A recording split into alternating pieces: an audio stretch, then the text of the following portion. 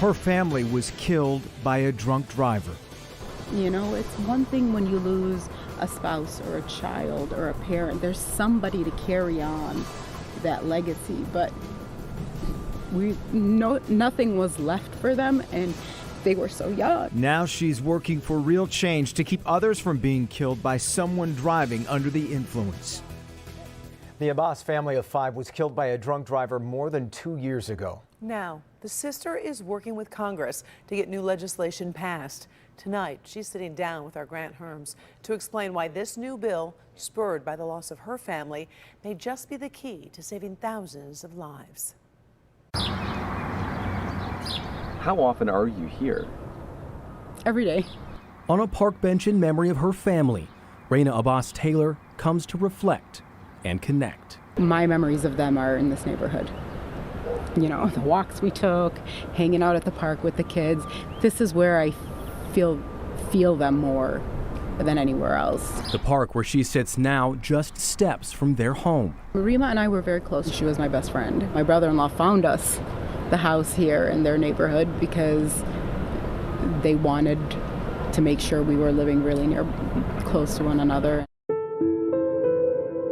In 2019, Raina's sister Rima, brother-in-law Isam, and her nieces and nephew, 14-year-old Ali, 13-year-old Isabel, and 7-year-old Giselle, were killed when they were hit by a drunk driver on a Kentucky highway as they were driving home to Northville. It's one thing when you lose a spouse or a child or a parent. There's somebody to carry on that legacy, but nothing was left for them, and they were so young. I mean, Rima was 38 and Isam was 42, and the kids didn't even get a shot at a legacy. And I fully believe now that this is part of providing for them a legacy that they were robbed of. In 2019, Raina and her husband Tom were asked to fly to Washington, D.C. for the launch of a new bill that would require drunk driving detection to be mandatory in new vehicles. That bill never passed, but Raina says she'll never forget the words from one advocate that day,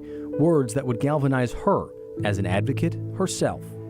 It is because of your family that we're going to end drunk driving in the U.S. And I couldn't walk away from that.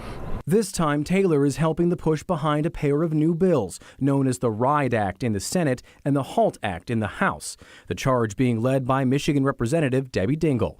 There have been too many deaths, too many senseless deaths. The bills would mandate ways to detect drunk drivers in new cars, things that some automakers are already doing, like monitoring lane drifting or speed changes. Still others, like systems that can detect alcohol in a driver's breath or use infrared light on the steering wheel to gauge alcohol levels through a driver's skin.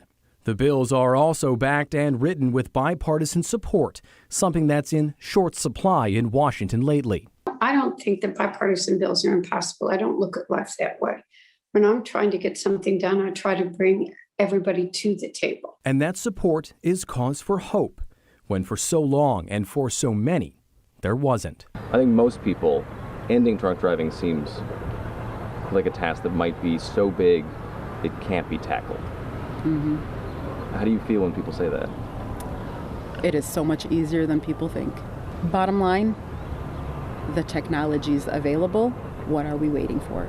The CEO for the Alliance for Automotive Innovation, which represents the big three and about 35 other major automakers and manufacturers, said that they are committed to working with stakeholders to end drunk driving, but stop short of saying that they support this legislation. Grant Herms, Local 4.